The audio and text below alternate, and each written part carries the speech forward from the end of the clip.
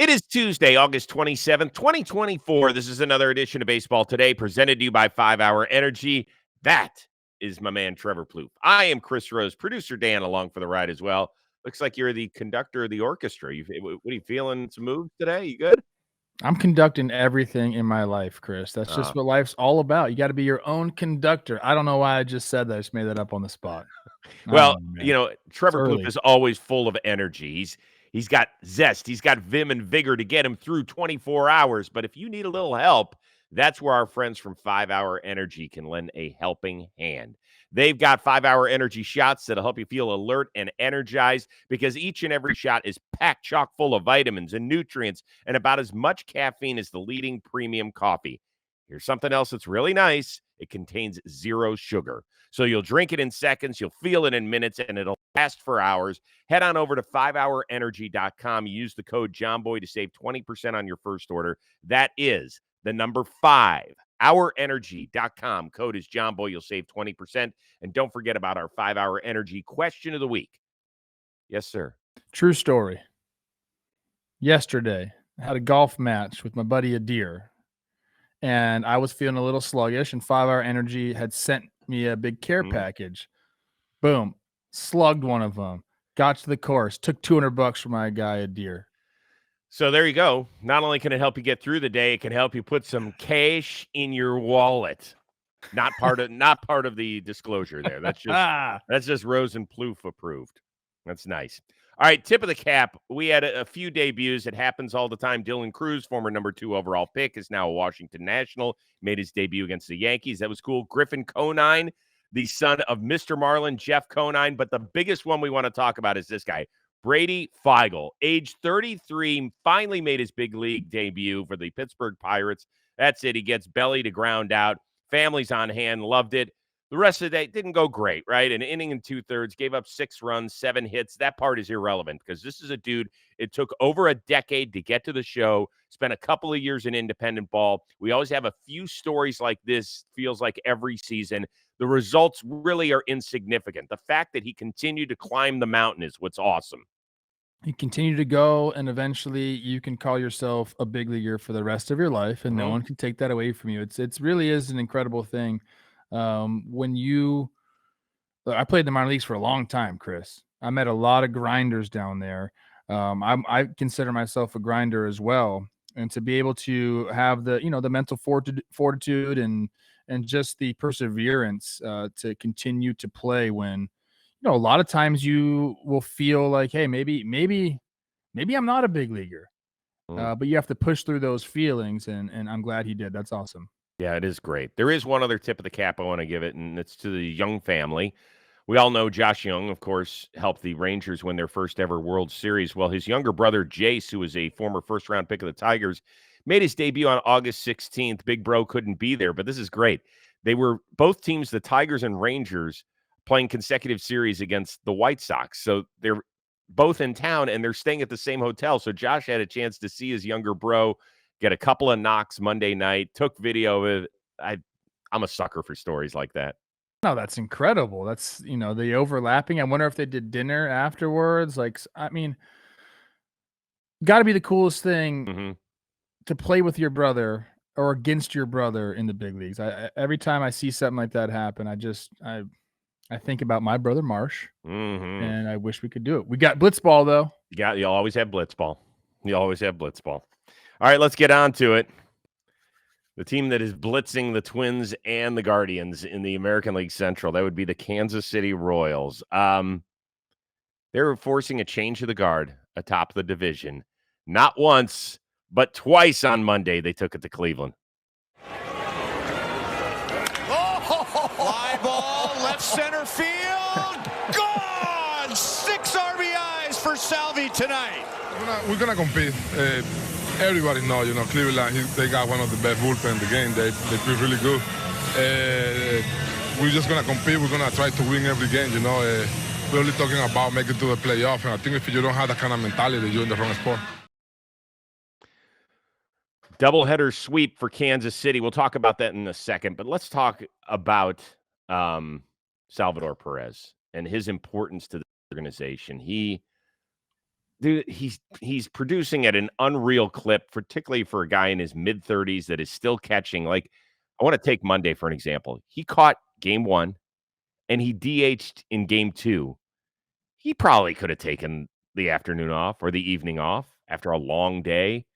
But you know what? That's not who he is, man, and he totally sets the tone. Oh, 100%. I mean, he understands how important these head-to-head matchups are, so he wants to be in there. I remember Drew Butera when he played for the Royals. He goes, sometimes I don't even like think about baseball when I go to the field because I know I'm not going to play. Like Sal is going to play every single day, and he's just kind of had that mentality his entire career in a time where, I think it's kind of smart to give catchers, some time now and then. Sal is just not about that life. He enjoys catching. He wants to do it. And, his production this year and over the last couple of years has been absolutely incredible. You think Father Time is undefeated, but not with our guy Sal right now. Yeah, and, I don't know where the Hall of Fame talk lands with him, but in terms of the greatest Royals of all time, I don't think there's a question. It goes George Brett 1 and Salvador Perez 2. Now, Bobby Witt Jr. might have something to say about that one day, but that's it. And when you're top 2 for an entire organization, it's pretty damn special. He's good. Monday, he tied Frank White with his 6th career Grand Slam, and his 17th multi-homer game tied the aforementioned George Brett. So that's pretty good. Let's talk big picture here. Kansas City trails Cleveland by just 1. Minnesota lost on Monday night to the Atlanta Braves, so they're 2.5 back. Is Kansas City the scariest of those 3 teams in the Central when it comes to a possible playoff bid? This is a tough question for me. It really was. I think all 3 teams have deficiencies. I think the Twins right now, the health is the biggest thing. Starting pitching wise, the depth isn't necessarily there. They're relying on 3 rookies in their rotation. They still need Buxton and Correa back. If they get healthy, I think they can be a scary team if Ober and Pablo can figure it out. But that's a big if. They got to get healthy. So I guess for now, I won't include them in the discussion. Cleveland, we know what their deficiency has been. They're still looking for starting pitching, although Matthew Boyd has been great for them. How about that? Go ahead and give him some snaps. Offensively, I think they're still a little top heavy, but they hit with runners in scoring position. They figure it all out. We know about the bullpen, all of that. Kansas City, to me, I think is probably the most complete team, and their one deficiency was their bullpen, and they've addressed that. And Lucas Urchich has been great for them. It's Witt, Pasquantino, and Sal Perez, I think, are 3 of the top 4 hitters with runners in scoring position in all of baseball. Mm-hmm. So, that's the kind of stuff that wins baseball games in the playoffs, being able to capture the big moments. So I think to answer your question, are they the biggest threat? As of right now, if I had to say one team, I think I would put the Royals. I mean, I think it's really, really close, though, Rosie. Yeah, I mean, it is close, but Kansas City has the best record of any American League team since the break. They've really played exceptional baseball. Now, can that change over the next 5 weeks? Of course it can. But if I divvy it up into the NFL version of offense, defense, special teams, I look at the 3 parts of their team: offense, starting pitching, and bullpen. And yes, you mentioned that when we got to the trade deadline, the biggest question was Kansas City's bullpen, and Ursig has been incredible. In fact, I think I've got it for 12 1/3, he hasn't given up a run yet. Yes. Over 11 appearances as a Kansas City Royal. He slammed the door shut in game 1 of the doubleheader on Monday. He has been a dependable guy, and they have solidified that back end. And once you get the 9th inning figured out, it feels like everything else falls in line. Their starting pitching has been the most consistent, the most healthy, and the best far and away of these 3 teams. And their offense, those 3 guys that you mentioned in Witt, Pasquantino, and Salvi, all have 90-plus ribs. I know some people aren't into RBIs, but when the name of the game is scoring runs, if you can get 3 guys at your 2, 3, and 4 spots who are driving them in, that's pretty awesome. So they are far and away the most complete team, I think, at this point. If I were to rank them, I would go Kansas City 1, Minnesota slight edge over Cleveland because the Guardians aren't hitting the ball and they don't have good enough starting pitching at this point. And their biggest strength is the thing that they can't utilize if they don't have a lead. Yeah. So and they've given up so many first inning runs as of late that when they're down, it screws up Stephen Vogt's game plan. And that's what they were doing early. And when they were hitting, hey, if they have a 2-run lead going into the 6th, it felt like the game was over. But now when you're trailing by 2, now what do you do? Do you use your good arms there or not? Do you wait until you try and get a lead? Do you get within, like, it's really messed with things. So that's the way I would see it right now. Okay. Yeah. We're all close though, Chris. Yeah, well, I mean, look at the way it is. Like, I could see all 3 of these teams from this date forward owning the lead in the division at some point. And that makes for a fun finish. I'm going to have to double my heart pills, but that's fine. Whatever. Okay, I just want to correct my stats now. Just got it up. Sal is number 5 in batting average with runners in scoring position. Bobby Witt and Vinny are 1-2. Still pretty good. Dang. Royals and Guardians and Twins would all love to get where the Astros and Phillies both were in 2022. That, of course, was the World Series. Round 1 of the rematch, at least on Monday night, went to the home team. Ground ball, right side, into right field, a base hit. Here comes Schwarber, out third, heading for home. Here's the throw to the plate. Not in time! Bryce Harper wins it. Here in the bottom of the 10th inning, 3-2. Was able to get, some good wood on that ball and win a game. So that's all I care, man. We keep grinding, keep winning. Atlanta's a really good team. We know that the Mets are playing well right now too. So we just got to keep going, keep playing our game. That's a big win against a really good team. Before we get to the question, how cool is it that former NBA MVP Joel Embiid was sitting there with his iPhone taking video of that play? It's actually on social media if you didn't get a chance to see it. I love it. It's like support other teams in their adopted athletic town. I do too, and then I like when baseball games are fun and they get to see that as well, because I feel like sometimes baseball gets like this baseball is boring label. And then you get into a situation like that, you see the walk-off, and I think it opens a lot of eyes to people. So that was good. Great and job, then when the star of the team hits a walk-off, exactly, like, that ain't bad. I think I read it was Harper's first walk-off since 2020. I didn't see that. That's a little shocking. Yeah, I'm pretty sure that's what I read, but my head's been kind of in a daze. The big question here is, how much does Bryce Harper need to win it all in order to vault his legacy to a different level? You're just running this question back today, aren't we? Okay. Well, because it had so much success with Aaron Judge and people really liked my response. Let's go touch back on the Aaron Judge. So you were saying you think he needs it because all the other guys with the Yankees have championships except for Don Mattingly. He's been the exception. I thought Joe's had a great answer to the Aaron Judge debate. He said, yes, he's a legend, but there are tiers to the legends, and the guys that win ships are on the top tier. So which is what I did say at the end. I said Aaron Judge cannot be on the Yankees Mount Rushmore without winning a championship. Unfortunately, that part got omitted from the clip, and so everybody was calling me an idiot. Mad at you. Hey, welcome to my world, bro. It's fine though, because you have to live up to what you answer and what you believe.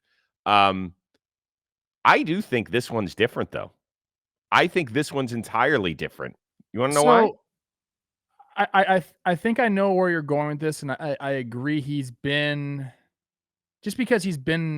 People have known him since he was in high school, and he's kind of lived up to those expectations. Not kind of. He's lived up to the expectations 100%. 2-time MVP, 8-time All-Star. Like, this guy is, he's not baseball star, but he's been one of baseball stars for a decade.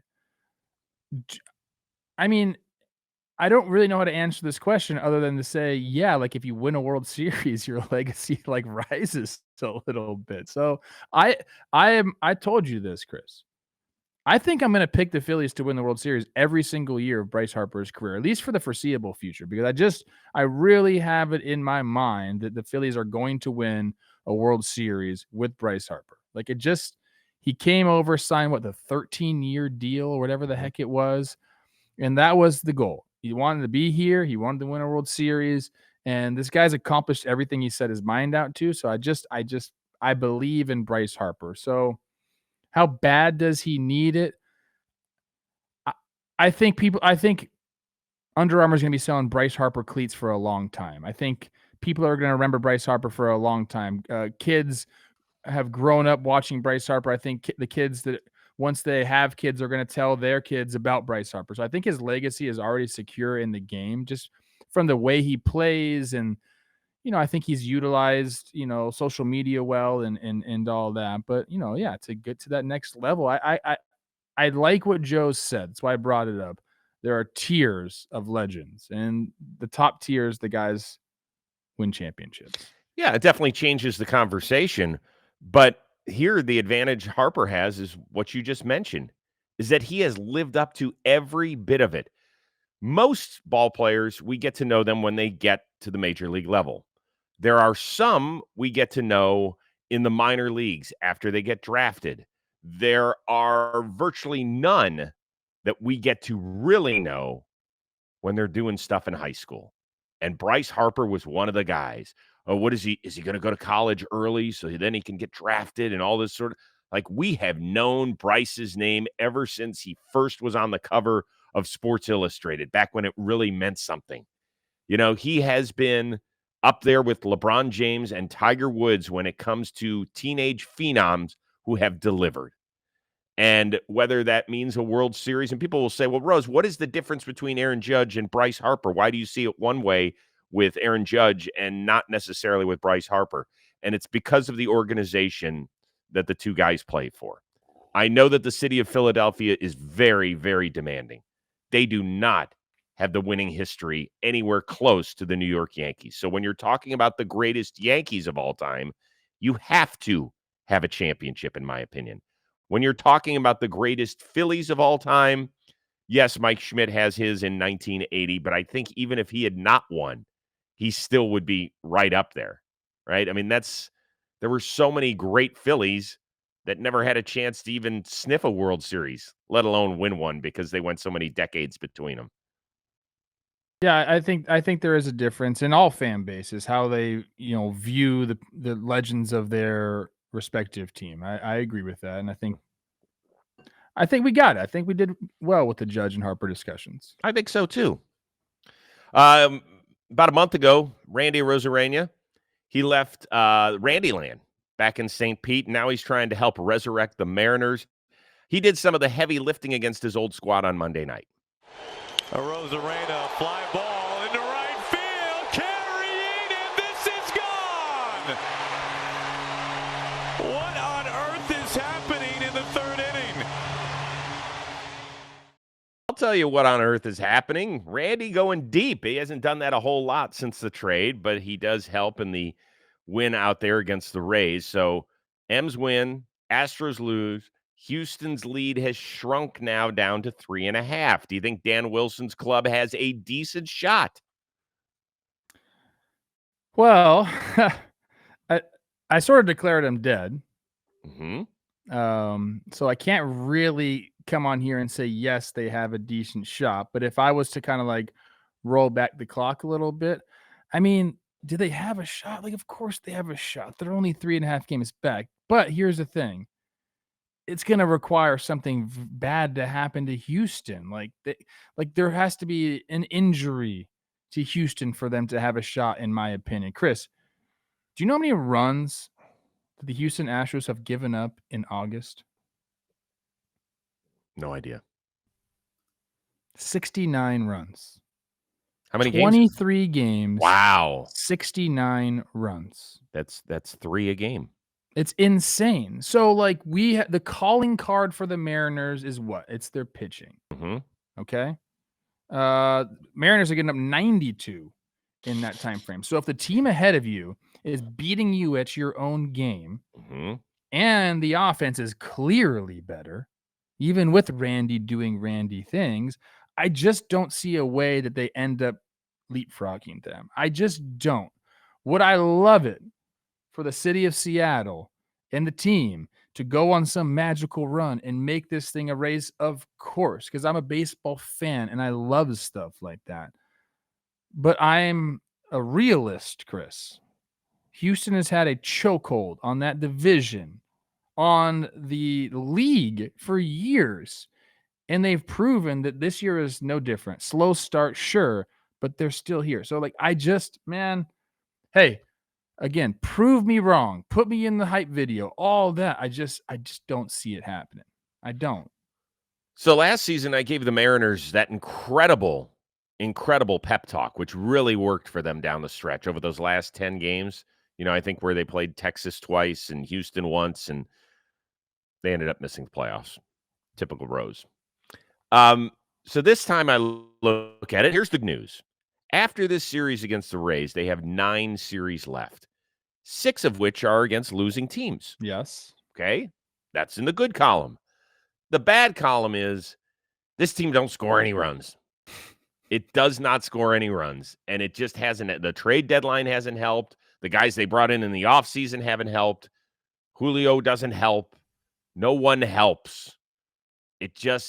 They made a managerial change. They brought in a Hall of Famer in Edgar Martinez to become the hitting coach. Maybe he'll have a little bit of pixie dust that he can sprinkle on these guys, but I don't expect it. 7 times in the month of August, the Mariners have scored more than 4 runs in a game. Just 7. You know who else has done that in the month of August? Oh, the White Sox. The Miami Marlins, Okay. who are 30 games out in their division.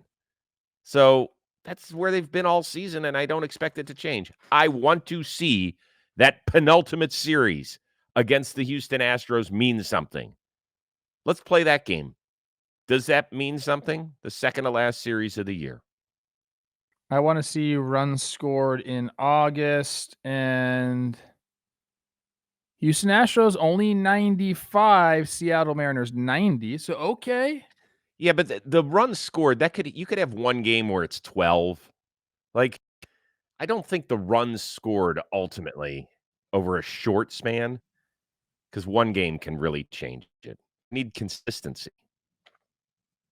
I Do you think? Please prove me wrong, please. Yeah, let's just I want to be hopeful, and I'm going to say yes because I want it to come true. I already declared him dead, so I can't go back on my word. That's fine.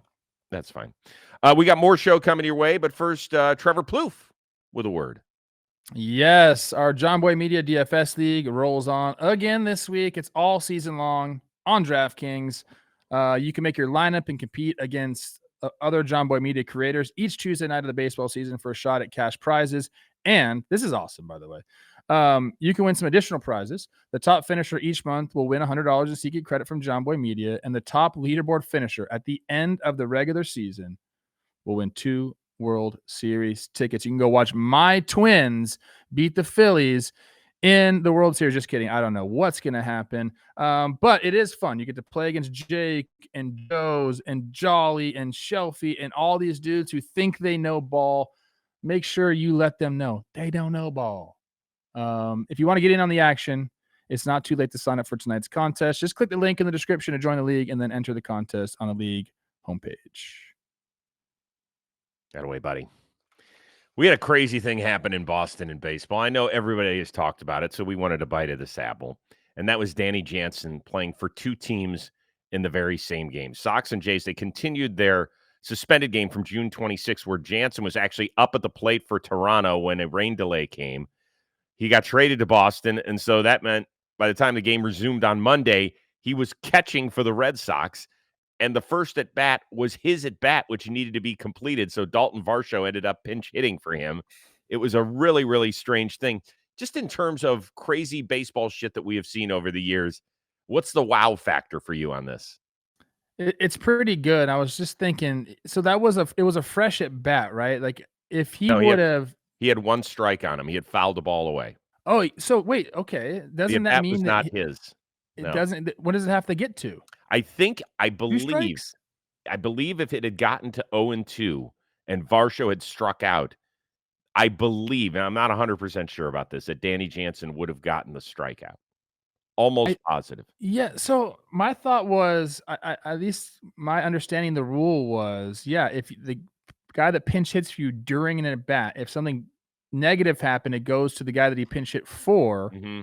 If something positive happens, he's allowed to keep that on his stats. That's what I thought. That's not the case. It had to go to 2 strikes. Not 100% sure.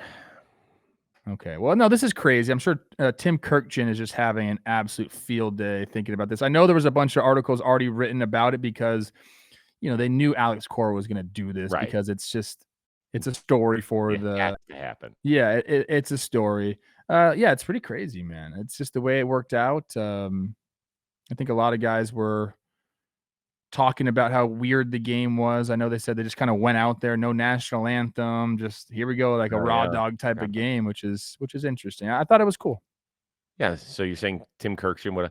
I'll tell you, this is what makes baseball the greatest game in the world. Jason Stark and Tim Kirkjian just in a room. In what sort of sport would you have a guy start a game for one team, get traded, and then complete it for another? I mean, holy Joel Youngblood, everybody! I love Tim Kirkjian. That's one of your better impressions. I'll say that. So here's some really other fascinating stuff that happened. Both George Springer and Jarren Duran hit homers in each game. So they had the completed game, and then they had another game afterward, right? So it was essentially a doubleheader without it being a doubleheader.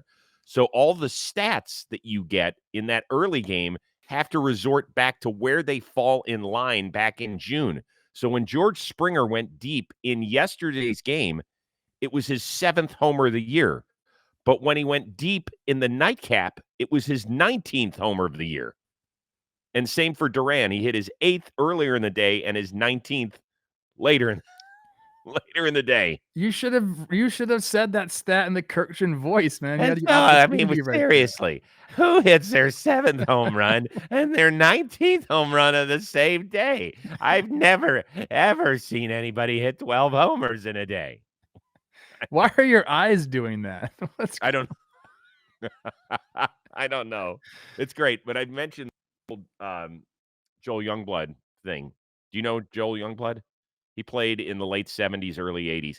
He got traded and played for 2 different teams on the same day. Got on a plane and played for 2 different teams in the same day.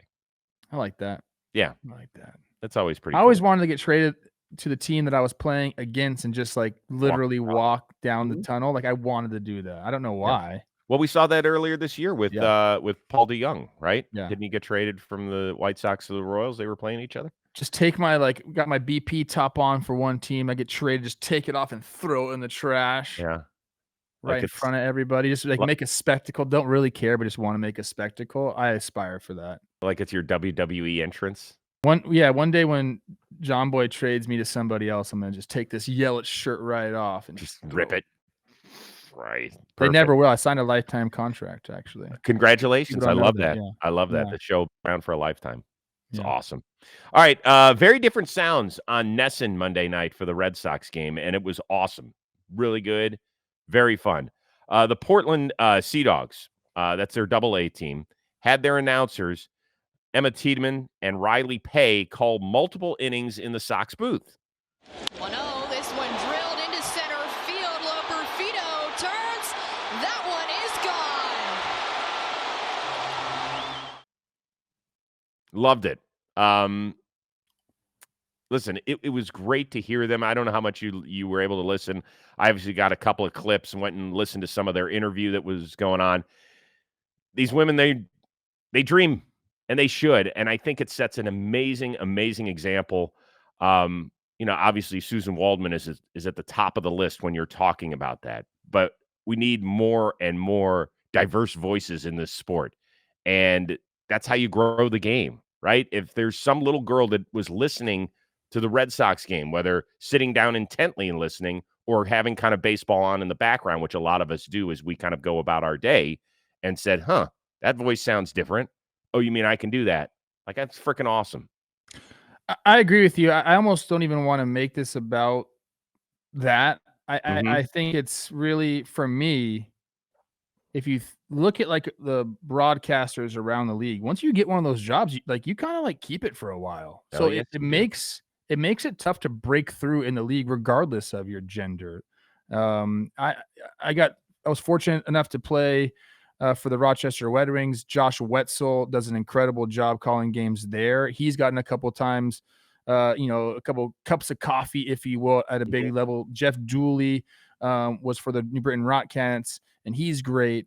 And a lot of times, like these guys, like they end up sticking at, a minor league level for a long time just because the jobs, they don't open up very often. So it is cool to hear different voices on the broadcast. In fact, I think that I mean, in the future, that has to be something where you can choose who you like want to listen to broadcast a game. I don't like there should be a main crew, Mhm. and they're kind of already doing this with Manning Cast and Jimmy and Jake have done it, but I think there should be, let's just say 2 or 3 different crews calling the game, and you should be able to choose who you want to listen to, because I do feel like it is such a personal preference in style of calling and all these, the different cadences, and one might sound good to you and the other might sound good to somebody else. I think that should be something that baseball looks into in the future, where maybe like you even have the guys that are calling radio.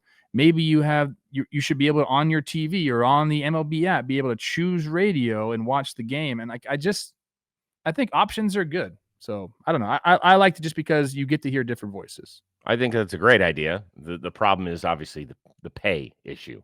Why are we going to pay 2 or 3 crews when we can pay just one? They're already paying a radio crew. That I get. But I'm talking about if you're going to truly have like an alternate broadcast. Well, you want to know why, Chris? And listen, MLB. First of all, let's talk. I got a lot of ideas, obviously. Okay. Sometimes, Chris, I don't know if you've heard this in the business nomenclature, you got to spend money to make money. Dude, you're not going to hear an argument from me. You know what I mean? That's like, oh my gosh, this is a billion-dollar business. We can invest in a little bit of, different things to grow the game. And look, if you want to talk to me, Major League Baseball, I'm here. I got a lot of ideas. Yeah. All I'm saying. We've made some progress, I think, in changing the game in terms of speeding it up, giving it pace, giving it immediacy, things of that. Can I give an example real quick? Please. I'm sorry to cut you off. Go for it. I've had this dream, and I'm never going to do it, so I might as well just give it out there. Before I got with John Boy Media, this is what I wanted to do. I wanted to start. Hold on. Are you about to give away something really good? I am going to. You sure you want to do this? I wanted to start because I don't know how to make it happen. Whatever. Somebody make this happen. It'd be great. Okay. I wanted to start a program, like a software program that, would allow, similar to like a YouTube, would allow anybody to come on and broadcast games. Like anybody, give them the chance. Like where you could set it up with your TV to watch the game on whoever was, putting the game out, the video feed, but then you'd be able to choose on this app who you want to be calling the games. And that could include, like, in my mind, it was like comedians came to mind right away.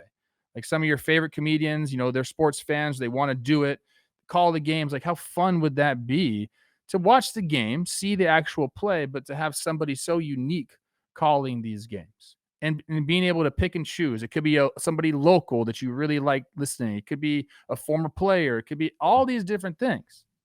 You don't need an extra video feed for it. You don't even need the teams to be paying these people. They'd make money off the app. I don't know, man. Like, I think it would be so cool to do that. But interesting. And that's coming from a broadcaster. Yes, it is. Yes, it is. Don't devalue yourself, please. I don't care. Yes, you do. You will at the end of the day. I'm worth every penny. Yes, you are. That is the ultimate truth. But we certainly wish Emma and Riley best as they continue to pursue their dream. So I think it's awesome. I thought it was great that the Red Sox did it last night. And this is the place to try that stuff out. Loved it. Loved every bit of it. Hey, copyright that idea. I'd take it back. Okay, good. Yeah, you might want to hop type that into wherever you copyright stuff. Go get that. All right, we're back at it again on Wednesday. Don't forget to get your 5-hour energy question of the weekend by Thursday night so we can air it on Friday. For our one-of-a-kind producer, Dan Rohr, and the uber-talented Trevor Plouffe. I am Chris Rose. We will see you Wednesday here on Baseball Today, presented to you by 5-Hour Energy.